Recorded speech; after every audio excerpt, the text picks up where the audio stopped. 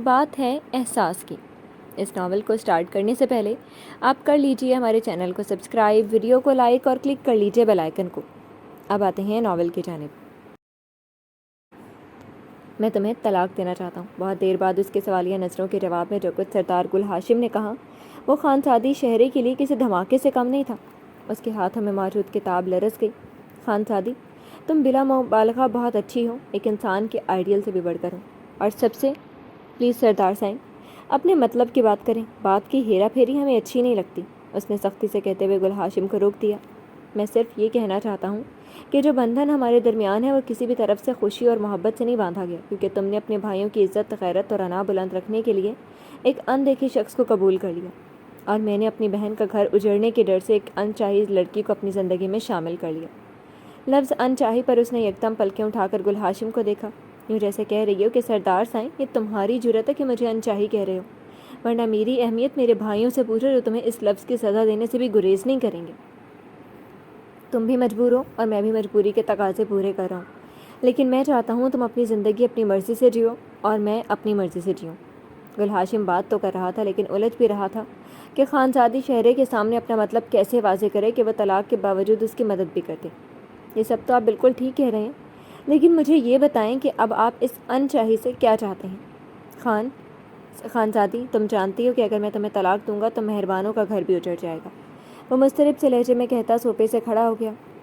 گویا آپ چاہتے ہیں کہ آپ کی بہن کا گھر بھی نہ اجڑے اور آپ کا دل بھی آباد رہے۔ اس کی بات پر گل ہاشم نے چونک کر اسے دیکھا۔ ہاں سردار سائیں، میں انجان نہیں ہوں کہ آپ کے دل میں کوئی ہے، اگرچہ میں پہلے روز سے ہی یہ جان گئی تھی، کیونکہ خانزادے شہری کو نظر انداز کرنا کسی اندھے کے لیے بھی اتنا آسان نہیں ہوگا جتنا آپ نے کیا۔ پھر بھی میں آپ کے منہ سے سننا چاہتی تھی، میرے مقابل کوئی اور بھی ہے کیا پوچھ سکتی ہوں؟ وہ کون ہے جس کے سامنے خانزادی شہرے کی ذات قابل توجہ نہ ہوئی؟ اس کے لہجے اور انداز کی تمکنت یکدم امڑ کے سامنے آئی۔ ایسی کوئی بات نہیں، میں کسی کو بھی تمہارے مقابل نہیں ٹھہرا سکتا، تم بہت اچھی ہو، فرق صرف اتنا ہے کہ میرا دل اس کی سمت مائل ہے، میں اس سے بچپن سے محبت کرتا ہوں، میں شادی بھی اسے کرنا چاہتا تھا لیکن مہربانوں کی وجہ سے مجھے اپنا دل مارنا پڑا۔ گل ہاشم نے تیزی سے وضاحت دی کیونکہ اس کے چہرے کے تاثرات بدل رہے تھے۔ اب آپ اپنا دل زندہ کرنا چاہتے ہیں؟ اس کے سوال پر وہ خاموش رہا تو وہ اس کے خاموش اعتراف کو فوراً جان گئی۔ انجام سوچا ہے آپ نے؟ انجام سے ہی تو ڈر لگتا ہے خانزادی، پلیز میری مدد صرف تم کر سکتی ہو، کیونکہ تمہیں طلاق دینے کی صورت میں مہربانوں کا گھر تباہ ہو جائے گا، اور تمہیں طلاق نہ دینے کی صورت میں میری زندگی تباہ ہو جائے گی۔ میں اپنی محبت حاصل نہیں کر پایا تو کبھی کسی سے محبت کرنے کے قابل نہیں رہوں گا۔ خانزادی، یہ سچ ہے کہ میں تم سے محبت کرنے کی کوشش کر چکا ہوں مگر کامیاب نہیں ہو سکا۔ میرے دل میں تمہارے لیے کوئی جذبے بیدار نہیں ہوئے، تمہارے ہونے اور نہ ہونے سے میرے جذبات پر کوئی اثر نہیں ہوتا، لیکن اگر میری محبت مجھے نہ ملی تو ہر چیز پر بس اثر ہوگا اور بہت زیادہ ہوگا۔ وہ انتہائی شدت سے کہتا اسے کندھوں سے پکڑ کر جھنجھوڑ چکا تھا۔ آپ مجھے طلاق دینا چاہتے ہیں، میں آپ کو روک نہیں سکتی، روک نہیں رہی بلکہ، لیکن آپ اتنی وضاحتیں کیوں دے رہے ہیں؟ اس نے گل ہاشم کی آنکھوں میں دیکھا۔ کیونکہ مجھے تمہارے تعاون کی ضرورت ہے۔ کیسا تعاون؟ تم اپنے بھائیوں سے کہہ دینا کہ تم خود میرے ساتھ رہنا نہیں چاہتی، میں تمہیں اچھا نہیں لگتا۔ بھیا، آپ کا دل آباد کرنے کے لیے اپنے دل کی بربادی کا انتظام کیوں کروں؟ اس کے دل سے ایک ہوک اٹھی اور پھر دب گئی۔ اور کچھ؟ اس نے اچانک اپنے ہتھیار ڈال دیے اور ہار مان لی۔ سردار گل ہاشم نے ٹھٹک کر اسے دیکھا۔ اس کے چہرے کے تمام تاثرات مبہم ہو چکے تھے جن سے وہ کوئی بھی نتیجہ اخذ نہیں کر سکتا تھا۔ نہیں، بس مجھے تمہاری اسی مدد کی ضرورت ہے اور میں اپنے گزشتہ تمام رویوں کی معافی مانگتا ہوں۔ اس کے علاوہ تم اس حویلی سے جو چاہے لے کر جا سکتی ہو۔ سردار سائیں، اس حویلی سے تمہارا دل تو میں لے نہیں سکی، اور بھلا کیا لوں گی؟ دکھ کی لہر اس کے دل و دماغ میں اٹھ رہی تھی لیکن وہ ظاہر نہیں کرنا چاہتی تھی، اور انتہائی آہستگی سے اس کے ہاتھ اپنے کندھوں سے ہٹا دیے۔ کل آپ کا مسئلہ حل ہو جائے گا، میں آپ کو اپنی قید سے آزاد کر دوں گی۔ وہ کہہ کے کمرے سے چلی گئی اور سردار گل ہاشم سرشار سا اٹھا۔ اب اس کی محبت اس سے دور نہیں تھی۔ ارے میرے جگر کا ٹکڑا آیا ہے، مہربانوں میرا جگر گوشہ آیا ہے۔ خانزادی شہرے اپنی حویلی میں داخل ہوئی تو خانزادہ افراسیاب اسے دیکھ کر دور سے ہی بازو وا کیے قریب آئے تھے۔ شہرے ان کے سینے سے لگ گئی، دو آنسو بہہ کر ان کی چادر میں گم ہو گئے۔ لالا سائیں، اتنے دن ہو گئے آپ میری طرف نہیں آئے، میں انتظار ہی کرتی رہی۔ وہ ان سے الگ ہوتے ہوئے بولی۔ اتنے میں بھرجائی مہربانوں بھی قریب آ چکی تھی۔ ارے شہرے آئی ہے! وہ بھی اسے دیکھ کر چہک اٹھی تھی۔ ان سے گلے مل کر وہ ان کا حال احوال ہاشم سے پوچھنے لگی۔ لیکن بھرجائی مہربانوں کی نظریں گل ہاشم کو تلاش کر رہی تھی۔ ہاشم نہیں آیا؟ انہوں نے پوچھا۔ آئے تھے، مجھے گیٹ تک چھوڑ کر چلے گئے، شاید کسی کام کی جلدی تھی۔ وہ نظریں چرا کر کہتی اندر آ گئی۔ سامنے بڑی خانزادی اپنے تخت پر براجمان تھی۔ سلام اماں سائیں۔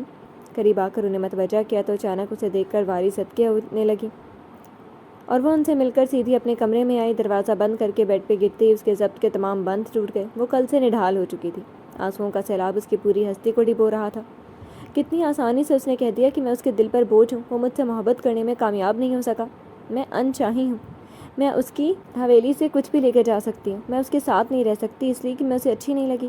میرے لیے اس کے دل میں کوئی بھی جذبے پیدا نہیں ہو سکے۔ میرے ہونے نہ ہونے سے اسے کوئی فرق نہیں پڑتا۔ وہ مجبوری کے تقاضے پورے کر رہا تھا۔ اسے ہر چیز کی فکر تھی۔ اسے مہربانوں کا گھر اجڑنے کا خدشہ تھا۔ اسے اپنی زندگی تباہ ہونے کی فکر تھی۔ اسے میرے دل کی بربادی کا خیال کیوں نہیں آیا؟ اسے میری ہستی خاک میں ملانے سے خوف کیوں نہیں آیا؟ اسے میرا خیال بھی کرنا چاہیے تھا۔ اسے کسی اور کے دل کا خیال تھا۔ اسے اپنے دل کا خیال تھا۔ اسے میرے دل کا خیال کیوں نہیں آیا؟ وہ تکیہ چہرے پر رکھے تڑپ تڑپ کے روتی اپنی ہچکیوں کو دبا رہی تھی، کیونکہ اگر اس کی ان چیخوں کی آوازیں اس کے بھائیوں تک پہنچ جاتی تو کھڑے کھڑے بھرجائی مہربانوں اور سردار گل ہاشم کی سزا کے آرڈر جاری ہو جاتے، اور وہ ایسا نہیں کرنا چاہتی تھی۔ اسے سب خود ہی چپ چاپ سہنا تھا، اپنے دل پر جبر کرنا تھا اور سردار گل ہاشم کے ساتھ تعاون کرنا تھا۔ اس کے دل کی دنیا بچانی تھی، چاہے اس کوشش میں اپنے دل کی دنیا ویران ہو جاتی۔ خانزادی شہرے 5 بھائیوں کی اکلوتی اور لاڈلی بہن تھی۔ ابھی وہ 1 سال کی تھی جب باپ کے سائے سے محروم ہو گئی تھی، لیکن اس کے بھائیوں نے اسے کبھی باپ کی کمی محسوس نہیں ہونے دی تھی۔ وہ اپنی ماں سے بھی زیادہ اپنے بھائیوں کے پاس خوش رہتی تھی۔ انہوں نے اپنے اصولوں اور قبیلے سے بغاوت کر کے اسے پڑھنے کی اجازت دے دی، اور اس نے شہر جانے سے پہلے اپنے بھائیوں سے عہد کیا تھا کہ کبھی ان کی عزت پر حرف نہیں آنے دے گی، ہمیشہ ان کا سر فخر سے بلند رکھے گی۔ اور پھر ایسا ہی ہوا، انہیں کبھی اس کی طرف سے شکایت نہیں ملی۔ وہ اپنی بہن کو بیاہنے کے لیے بہت اونچے اونچے خواب دیکھتے تھے، مگر 2 سال پہلے قبیلے میں ہونے والے ایک جھگڑے نے ان کے خواب چکنا چور کر ڈالے تھے۔ خانزادہ افراسیاب اور خانزادہ وہاب سے 3 آدمی قتل ہو گئے تھے۔ معاملہ جدی پشتی دشمنی کا چلا آ رہا تھا جب ہی دشمنوں کی نیت میں فتور آ گیا، اور اس نیت کی خبر خانزادہ افراسیاب کو پہنچ گئی۔ وہ مر بھی جاتے تو اپنی بہن کو دشمنوں کے ہاتھوں میں نہیں سونپ سکتے تھے، لیکن پنچایت کے فیصلے کے مطابق وہ خون بہا دینے سے انکار بھی نہیں کر سکتے تھے۔ اسی لیے دن رات سوچنے کے بعد ایک خیال آیا اور وہ پرسکون ہو گئے۔ مہربانو، اگر چھوٹی خانزادے کو تمہاری بھرجائی بنا دیں تو کیسا رہے گا؟ انہوں نے صوفے پر بازو پھیلاتے ہوئے انتہائی ٹھہرے ہوئے لہجے میں کہا۔ مہربانوں کا ہاتھ چائے کا کپ اٹھاتے ہوئے تھم گیا۔ یہ کیا کہہ رہے ہیں آپ؟ ہم جو کہہ رہے ہیں تم سن چکی ہو۔ لیکن خان سائیں، یہ کیسے ہوگا؟ یہ ایسے ہی ہوگا جیسے ہمارا اور تمہارا نکاح ہوا تھا۔ فرق اتنا ہوگا کہ ہم تمہیں دھوم دھام سے بیاہ کر لائے تھے اور تمہارا بھائی خاموشی سے چھوٹی خانزادی کو بیاہنے آئے گا۔ خان سائیں، پہلے گل ہاشم سے بات تو بس مہربانو، ہماری بہن کی شان میں گستاخی مت کرو۔ کیا تمہارے بھائی کے لیے یہ خوش نصیبی نہیں ہوگی کہ خانزادی شہرے کی اس کی زوجیت میں جائے گی؟ انہوں نے ہاتھ اٹھا کر بیوی کو مزید بولنے سے ٹوک دیا تھا۔ جی خان سائیں، یہ تو آپ بجا کہہ رہے ہیں، لیکن میرے کہنے کا مطلب صرف اتنا تھا کہ پہلے بات ہو جاتی پھر۔ دیکھو نیک بخت، پرسوں پنچایت کا فیصلہ ہوگا، ہمارے پاس باتیں کرنے کا وقت نہیں، ہمیں صرف عمل کرنے کی ضرورت ہے۔ صبح تم حویلی جاؤ، رات کو اپنے بھائی کو ساتھ لے آنا، نکاح کے ساتھ ہی رخصتی کر دیں گے۔ اگر خون بہا کے لیے خانزادی کے رشتے کی بات ہوئی تو ہم کہہ دیں گے کہ خانزادی کا نکاح سردار گل ہاشم سے تبھی ہو گیا تھا جب ہماری شادی مہربانوں سے ہوئی تھی۔ انہوں نے سارا بوجھ مہربانوں کے کندھوں پر ڈال دیا، اور مہربانوں اندر ہی اندر لرز گئی۔ انہیں اندازہ تھا کہ گل ہاشم کا جھکاؤ بڑے چچا کی بیٹی ارجمند کی طرف ہے، اس لیے وہ ہچکچا رہی تھی۔ لیکن اب کیا ہو سکتا تھا؟ رات بھر وہ سوچتی رہی، اور جب حویلی میں داخل ہوئیں تو گل ہاشم نے بہن کو دیکھ کر خوشی کا نعرہ بلند کیا تھا۔ ہماری مہربانوں آپ آئی ہیں۔ وہ خوشی خوشی قریب آیا تھا، لیکن جب تھوڑی دیر بعد مہربانوں نے اپنا مدعا بیان کیا تو گل ہاشم کی ساری خوشی ہوا ہو گئی۔ وہ یکدم بدک کے دور ہو گیا تھا۔ یہ آپ کیا کہہ رہی ہیں؟ میں سچ کہہ رہی ہوں ہاشم، تم نے اس فیصلے سے انکار کر دیا تو خان سائیں مجھے طلاق دے دیں گے، میرا گھر اجڑ جائے گا، میری زندگی برباد ہو جائے گی، میرے بچے مجھ سے چھن جائیں گے۔ اللہ کے لیے ہاشم، میری بات کو سمجھنے کی کوشش کرو۔ مہربانوں اس وقت حقیقتاً سخت بے بسی کے عالم میں تھی۔ وہ 2 ہی بہن بھائی تھے اور ابھی بہت چھوٹے تھے جب ماں باپ کی دائمی جدائی سہنا پڑی تھی، لیکن ان کے دادا نے انہیں بہت محبت اور لاڈ پیار سے پالا پوسا تھا، بہت توجہ سے ان کی پرورش کی تھی۔ مہربانوں بڑی تھیں، اس لیے ان کی شادی کے فرض سے جلدی سبکدوش ہو گئے، لیکن اب وہ گل ہاشم کی دلہن لانے کے خواب سجا رہی تھی اور عنقریب وہ کوئی رسم کرنا چاہتے تھے، لیکن آج مہربانوں کی التجا سن کر وہ پریشان ہو اٹھے تھے اور انہیں مہربانوں کے خاطر گل ہاشم کے سامنے بولنا پڑا تھا۔ ہاشم، اس وقت تمہاری بہن تمہارے گھر سوالی بن کر آئی ہے، اسے تمہاری مدد کی ضرورت ہے، تمہارا انکار اس کی زندگی میں طوفان لا سکتا ہے۔ لیکن دادا جان، میرا اقرار میری زندگی میں طوفان لے آئے گا، میں اپنے دل کا کیا کروں گا؟ بیٹا، تم اپنے دل سے تو لڑ سکتے ہو، لیکن بہن کے مقدر سے نہیں لڑ سکتے۔ اگر اسے طلاق ہو گئی تو لوگوں کی زبانوں کو کیسے روکو گے؟ دادا جان اسے تحمل اور سلیقے سے سمجھا رہے تھے۔ اگر خانزادہ افراسیاب بہن کے مقدر سے لڑ سکتے ہیں تو میں بھی لڑ سکتا ہوں، میری بہن بھی مجھ پر بوجھ نہیں ہوگی۔ گل ہاشم اپنے دل کی دنیا بچانے کے لیے کوئی بھی جنگ لڑنے کو تیار تھا۔ تمہاری بہن تم پر کبھی بوجھ نہیں بن سکتی، لیکن تمہاری بہن کی ممتا تم پہ ضرور بوجھ بن جائے گی۔ اپنے بچوں سے بچھڑ کر وہ کیسے سکھ کی نیند سو سکے گی؟ انہوں نے اسے ہر اونچ نیچ سے آگاہ کرنا ضروری سمجھا تھا، اور گل ہاشم مجبوری کے اس جال میں جکڑتے ہوئے پھڑپھڑانے لگا تھا، لیکن وہ اس کے سوا کچھ کر بھی تو نہیں سکتا تھا، کیونکہ معاملہ نازک رشتوں کا تھا۔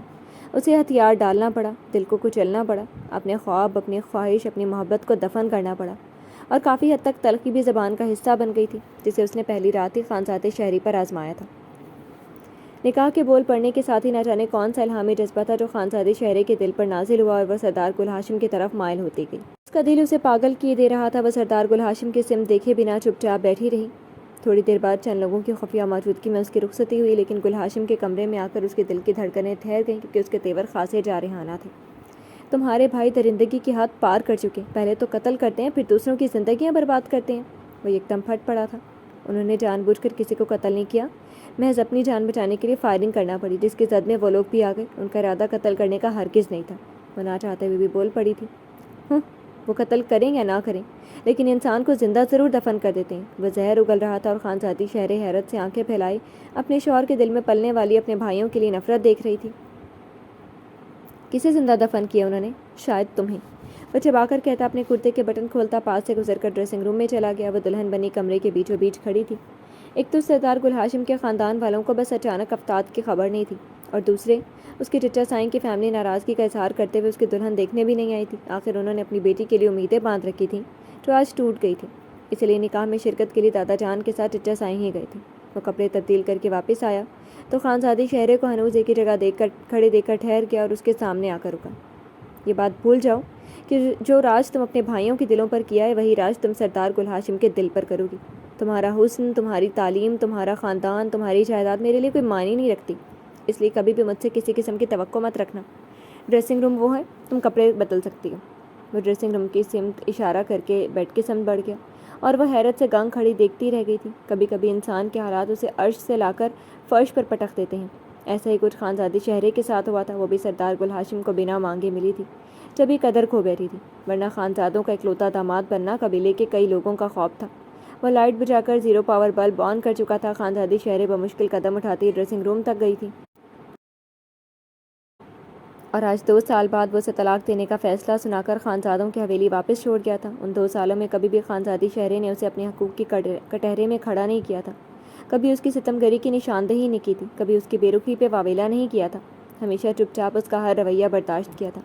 شاید اس لیے کہ وہ اپنے بھائیوں کو اپنی وجہ سے پریشان نہیں کرنا چاہتی تھی، شاید اس لیے کہ وہ مہربانوں کی زندگی عذاب نہیں کرنا چاہتی تھی، کیونکہ اسے پتہ تھا کہ اگر خانزادہ افراسیاب کو سردار گل ہاشم کے رویے کی بھنک بھی پڑ گئی تو وہ بھرجائی مہربانوں کا جینا دوبھر کر دے گا، یا پھر وہ اس لیے چپ سادھ گئی تھی کہ اسے سردار گل ہاشم سے محبت ہو چکی تھی، لیکن اس کے باوجود وہ اسے اپنا بھی نہیں سکی تھی۔ وہ اسے جدائی اور جانے کا حکم سنا چکا تھا، اسے انچاہی قرار دے چکا تھا، اور وہ اسی بات پر روئے جا رہی تھی کہ 2 سال کی رفاقت اور ریاضت کے بعد بھی وہ انچاہی رہی۔ یہی دکھ اسے ہچکیوں سے رلا رہا تھا، یہی احساس تکلیف دے رہا تھا کہ وہ کتنی آسانی سے اسے چھوڑ کر چلا گیا تھا، یہاں تک کہ پلٹ کر دیکھنا بھی گوارا نہیں کیا تھا، اور اس کی منجمد حالت پر غور بھی نہیں کر سکا تھا۔ خانزادی، میرے کپڑے کہاں ہیں؟ وہ وارڈروب کھولے کھڑا تھا، یکدم چیخ اٹھا، لیکن پھر اتنی تیزی سے لب بھینچ گئے۔ خانزادی کمرے میں تو کیا، اس حویلی میں بھی نہیں تھی۔ کیا بات ہے سائیں؟ ملازمہ اس کی دھاڑ سن کر بھاگی بھاگی آئی تھی۔ نہیں، کچھ نہیں، وہ آہستگی سے کہتا وارڈروب کے پٹ چھوڑ کر پیچھے ہٹ گیا تھا۔ انداز میں اچانک شکستگی اتر آئی تھی۔ وہ متواتر 2 روز سے اسی طرح بے ساختگی میں اسے ہزاروں بار پکار چکا تھا، کبھی چائے کے لیے، کبھی دودھ کے لیے، کبھی تولیے کے لیے، اور کبھی کپڑوں کے لیے، لیکن اس کی ہر پکار پر فوراً بھاگ کر آنے والی 2 روز سے ایک بھی پکار پر نہیں آئی تھی۔ وہ ہمیشہ سے محض اسے نیچے دکھانے کے لیے، اسے اپنی کنیز ثابت کرنے کے لیے اپنے کاموں سے کرواتا تھا، چاہے صرف ویسکوٹ ہینگر میں لٹکانی ہوتی، ساری ذمہ داری اسی پر تھی۔ اور وہ اتنی انا، اتنا غرور رکھنے والی، اتنی پڑھی لکھی ہونے کے باوجود اس کے چھوٹے چھوٹے کام کرنے کے لیے دوڑی جاتی تھی، جس پر گل ہاشم کو حیرت تو ہوتی، لیکن اظہار نہیں کرتا تھا۔ وہ اس کی کنیز بننے میں کوئی آڑ نہیں سمجھتی تھی، کیونکہ وہ اس کا شوہر تھا، وہ شوہر کے حقوق جانتی تھی۔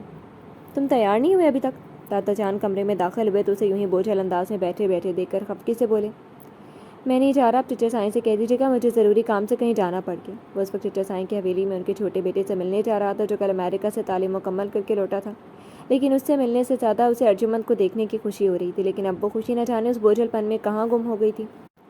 صاحبزادے میں جا کر جھوٹ بولوں گا کیا؟ اٹھو، ابھی تھوڑی دیر تک آ جاتے ہیں، تمہاری چچی بھی تمہارا پوچھ رہی تھی۔ دادا جان نے اسے زبردستی ساتھ چلنے کے لیے تیار تو کر لیا، لیکن اس کا موڈ نہیں ٹھیک کر سکے۔ اپنے کزن سے مل کر سب کے درمیان بیٹھ کر بھی اس پر چھائی پسماندگی دور نہیں ہو سکی تھی۔ کیا بات ہے، آپ کچھ پریشان لگتے ہیں؟ ارجمند اسے باہر نکلتے دیکھ کر پیچھے چلی آئی تھی۔ نہیں، ایسی کوئی بات نہیں۔ وہ سر جھکائے کھڑا پاؤں کے قریب رکھے گملے کو دیکھنے لگا جو ویرانے کے عروج پر تھا۔ اس کی آغوش خشک پتوں سے بھری ہوئی تھی اور ان پتوں میں ہوا کی سرسراہٹ سے اضطراب برپا ہو رہا تھا، بالکل ایسا اضطراب جیسا سردار گل ہاشم کی ذات میں پھیل رہا تھا، جسے وہ خود سمجھنے سے شاید قاصر تھا۔ آپ کچھ چھپا رہی ہیں شاید۔ کہا نا کوئی بات نہیں۔ وہ یکدم غصے سے چٹک گیا اور ارجمند کی سمت پلٹا۔ اسے اپنے لہجے اور انداز کی سنگینی کا احساس ہوا۔ I'm sorry خانزادی، I'm really sorry۔ یوں ہی غصے میں بس پلیز بس کریں، اس سے زیادہ مجھے پریشانی کا ثبوت اور کیا ہوگا؟ کیا آپ مجھے خانزادی کہہ رہے ہیں؟ کیا خانزادی اتنی سر پر سوار ہو گئی ہے؟ ارجمند کا کاٹدار لہجہ سردار گل ہاشم کو اور بھی بے بس کر گیا تھا۔ اپنی بے ساختگی اور بے خودی میں وہ اسے خانزادی کے نام سے مخاطب کر بیٹھا تھا۔ پلیز ارجمند، آئی ایم سوری، میری طبیعت اس وقت بالکل بھی ٹھیک نہیں، میں کیا کہہ رہا ہوں کیا کر رہا ہوں مجھے خود علم نہیں۔ تم مائنڈ مت کرو اور میرا خیال ہے مجھے اس وقت گھر چلنا چاہیے۔ وہ کن پٹی مسلتا ہوا کہہ رہا تھا۔ تھوڑی دیر بعد وہاں سے لوٹ آیا، لیکن حویلی میں جگہ جگہ اس کا عکس دکھائی دے رہا تھا۔ وہ مزید پاگل ہونے لگا۔ سگریٹ پھونکتے ہوئے اس نے سگریٹوں کے ڈھیر لگا دیے تھے، لیکن خانزادی چہرے کی کمی کو بھول نہیں پا رہا تھا۔ اسے بھولنے کی کوشش میں نڈھال ہونے لگا تھا۔ دماغ سوچوں کی یلغار سے شل ہو گیا۔ دادا جان بارہا خانزادی چہرے کی غیر موجودگی کے بارے میں استفسار کر چکے تھے، لیکن گل ہاشم ان کے سامنے اصل بات بتا نہیں پا رہا تھا کہ خانزادی چہرے ہمیشہ کے لیے جا چکی ہے اور وہ اسے طلاق دینے کا سوچ رہا ہے۔ اگر وہ اس بات سے باخبر ہو جاتے تو یقیناً گل ہاشم کو سخت سست سننا پڑتی، اسی لیے وہ انتظار کر رہا تھا کہ شاید خانزادی چہرے کی طرف سے کوئی پیش رفت ہو۔ وہ تو یہاں سے جا کر بالکل ہی لا تعلق ہو گئی تھی۔ گل ہاشم سے آئندہ کا لائے عمل بھی دریافت نہیں کیا تھا۔ سائیں بی بی کا فون ہے۔ وہ بھی سوچوں میں گم بیٹھا تھا جب ملازمہ کارڈلس ہاتھ میں تھام لیے قریب آ گئی اور گل ہاشم نے بے تابی سے ریسیور تھاما تھا۔ السلام علیکم۔ وعلیکم السلام۔ ہاشم کہاں ہوتے ہو؟ مہربانوں نے چھوٹتے استفسار کیا۔ گھر پہ ہی ہوتا ہوں، آپ سنائیں۔ میں کیا سناؤں گی، شہر اتنے دنوں سے آئی ہوئی ہے، تم نہ ملنے آئے ہو نہ فون کیا، کوئی جھگڑا تو نہیں ہوا تم دونوں کا؟ ان کے لہجے میں تشویش تھی۔ نہیں، ایسی تو کوئی بات نہیں۔ اس وقت وہ کہاں ہے؟ بے ساختہ وہ پوچھ بیٹھا اور مہربانوں آپا نے شہروں کو بلا کر فون اسے تھما دیا۔ کیسی ہو؟ دوسری طرف اس کی مدھم ہیلو کی آواز سن کر گل ہاشم کے دل میں عجیب سا احساس پیدا ہوا تھا۔ وہ الجھ گیا تھا۔ ٹھیک ہوں، مختصراً کہتے ہوئے وہ خاموش ہو گئی اور گل ہاشم اس بولتی خاموشی سے دل ہی دل میں جنگ کرنے پر مجبور ہو گیا۔ آئی ایم سوری، وائستگی سے بولی۔ Sorry for what? وہ ناسمجھی سے پوچھ رہا تھا۔ میں ابھی تک لالا سائی سے بات نہیں کر سکی۔ انفیکٹ آج کل گھر میں ارباب لالا کی شادی کی تیاریاں ہو رہی ہیں۔ اگر میں نے اپنا مسئلہ کہہ دیا تو وہ سب ڈسٹرب ہو جائیں گے، اس لیے میں نے سوچا کہ اگر آپ مائنڈ نہ کریں تو ارباب لالا کی شادی کے بعد بات کر لوں گی۔ میں انتہائی مدھم لہجے میں بات کر رہی تھی۔ ٹھیک ہے، تم جیسا تم مناسب سمجھو۔ میں فون بند کر دوں؟ وہ یقیناً بات کرنے سے کترا رہی تھی۔ ایز یو وش، وہ گہری سانس خارج کرتے ہوئے بولا اور خانزادی شہرے نے اللہ حافظ کہہ کر فوراً رابطہ منقطع کر ڈالا۔ وہ ریسیور کو گھورتا رہ گیا۔ کیا ہے؟ میں خانزادی کو آزاد کرتے کرتے خود عجیب سی قید کا شکار ہوتا جا رہا ہوں۔ اسے بھولنے کی کوشش میں اس کی یاد کو اوڑھنا بچھونا بنا لیا۔ وہ جو پہلو میں رہ کر مجھے دکھائی نہیں دیتی تھی، اب متواتر پہلو کے گوشے میں دھڑکتی ہوئی سنائی دیتی ہے۔ اسے اپنی کنیز بناتے بناتے اسے اپنی زندگی کا حصہ بنا کر اس کا عادی ہو چکا ہوں۔ میں ادھورا ہوں اس کے بغیر۔ وہ سوچ سوچ کر پاگل ہونے لگا تھا، لیکن اپنے دل میں بیدار ہونے والے اس بے نام جذبے اور اس جان لیوا احساس سے دامن نہیں بچا پا رہا تھا۔ اس کی سوچ، اس کے خواب، اس کے احساس جیسے اسی سے وابستہ ہو کر رہ گئے تھے۔ وہ اس کے احساسات کا مرکز بن گئی تھی۔ خان سائی نے آپ کو حویلی بلوایا آج شام 5 بجے۔ جیپ سے اتر کر قریب آنے والے ملازم نے اسے اطلاع دی تو لمحے بھر کے لیے سردار گل ہاشم ٹھٹھا گیا۔ خیریت تو ہے؟ سائیں یہ تو آپ کو آ کر ہی پتہ چلے گا، ہم کیا کہہ سکتے ہیں۔ ملازم مؤدب انداز سے کھڑا پیغام پہنچا رہا تھا۔ بیٹھو، چائے پانی پی کر جانا۔ اس نے ملازم کو بیٹھنے کا اشارہ کیا۔ گستاخی معاف سائیں، مجھے اس وقت کہیں اور بھی کسی کام سے جانا ہے، آپ مجھے اجازت دیجیے۔ وہ سینے پر ہاتھ رکھ کر جھکا۔ گل ہاشم نے سر ہلا کر اسے جانے کی اجازت دی اور اپنی مضبوط کلائی پر بندھی گھڑی دیکھی۔ ابھی دن کے 12 بجے تھے اور ابھی پورے 5 گھنٹے انتظار کا سامنا کرنا تھا۔ کہیں اس نے پہلے ہی تو بات نہیں کر ڈالی؟ اسے شہرے کی طرف سے خدشہ ہوا تھا اور متواتر 5 گھنٹے وہ عجیب عجیب خدشوں اور واہموں کا شکار رہا تھا۔ بڑی مشکلوں سے شام کے 5 بجے تھے اور وہ حویلی پہنچا تھا۔ وہاں اس کا استقبال کافی خوش دلی سے کیا گیا۔ کیا حال چال ہیں سردار سائیں؟ بڑے مصروف ہوتے ہو؟ خانزادے افرا سے آپ اپنے سالے اور بہنوئی سے کافی اپنائیت سے مخاطب تھے۔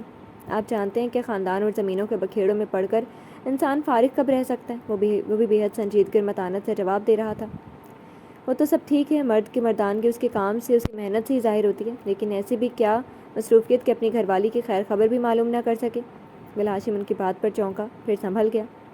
گھر والی اپنے میکے میں ہے، اس لیے زیادہ پریشانی نہیں ہے، آخر کو وہ اپنے بھائیوں کے گھر میں ہے۔ سردار سائیں، پھر تو ہر گھر والی اپنے میکے میں ہی اچھی لگتی ہوگی، آخر اس کے بھائیوں کا گھر جو ہوتا ہوگا۔ ان کا جواب جو معنی رکھتا تھا گل ہاشم اچھی طرح سمجھ چکا تھا۔ بہرحال ہم نے تمہیں اس لیے بلایا تھا کہ ہم ارباب کی شادی طے کر چکے ہیں، ابھی تاریخ طے کرنی ہے۔ تم ہمارے اکلوتے داماد ہو، اس لیے تم سے صلاح مشورہ کرنا ہے۔ تم سوچ رہے ہیں کل تاریخ بھی طے ہو جائے۔ انہوں نے بات شروع کی تو گل ہاشم بھی بغور دیکھتا رہا۔ باقی 4 بھائی بھی وہیں موجود تھے۔ سردار سائیں کو بڑی بیگم نے بلایا۔ بی بی خان صاحب ملازمہ اندر داخل ہوئے، تب گل ہاشم کو مردانے سے نکل کر حویلی کے اندر داخل ہونا پڑا۔ سلام اماں سائیں۔ خانزادی شہرے کی ماں کو جھک کر سلام کیا تو جواباً انہوں نے اس کے ماتھے پر بوسہ دیا۔ جیتے رہو، آباد رہو۔ وہ داماد کو دیکھ کر بہت خوش ہوئی تھیں، کافی دیر حال احوال پوچھتی رہیں اور وہ نہ جانے کیوں پہلو بدلتا لاشعوری طور پر خانزادی شہرے کی آمد کا انتظار کر رہا تھا۔ وہ اوپر ہے اپنے کمرے میں، اسے تمہاری آمد کا علم نہیں شاید۔ مہربانوں نے آہستگی سے اسے اشارہ کیا، وہ ٹھٹک گیا۔ دل بے اختیار مچلا کہ اس سے ملنے، اسے دیکھنے اس کے کمرے میں جانا چاہیے، اور جہاں انسان کا دل مچل جائے وہاں سنبھل جانا دشوار ہی ہوتا ہے۔ وہ بھی اپنے قدموں کو روک نہیں سکا تھا۔ ان 2 سالوں میں پہلی مرتبہ وہ اتنے دن اس کی آنکھوں سے اوجھل ہوئی تھی، اور ان 2 سالوں میں پہلی مرتبہ وہ اس کے کمرے تک جا رہا تھا۔ پہلے کبھی ایسی نوبت نہیں آئی تھی۔ دستک کے جواب میں خاموشی ملی تو دروازہ دھکیلنا پڑا جو کھلتا چلا گیا۔ اندر قدم رکھ کر اسے اندازہ ہوا کہ وہ کسی ریاست کی ملکہ کے خوابگاہ میں آ گیا ہو، جہاں ہر چیز ہی خوابیدہ لگ رہی تھی، جہاں ایک ایک قدم اٹھاتے ہوئے سوچنا پڑ رہا تھا۔ سب کچھ ایک شان تمکنت سے سجا ہوا تھا، لیکن وہ خود نہ جانے کہاں تھی۔ وہ مضبوط قدم اٹھاتا اس کے بیڈ تک آ گیا۔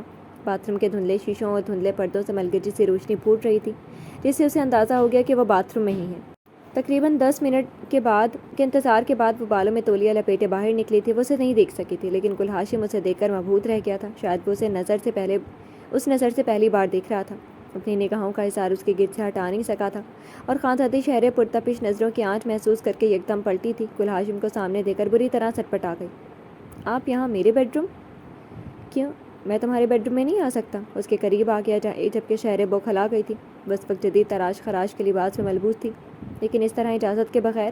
وہ نامحسوس انداز سے بالوں پر لپٹا تولیہ اپنے کندھوں پر پھیلا چکی تھی، جس کے نتیجے میں انتہائی گھنے سیاہ بال اس کے گرد گھٹاؤں کی مانند بکھر کر اس کی پوری کمر کو ڈھانپ چکے تھے۔ اجازت لے کر اجنبی کمروں میں جایا جاتا ہے، جبکہ یہ کمرہ تو…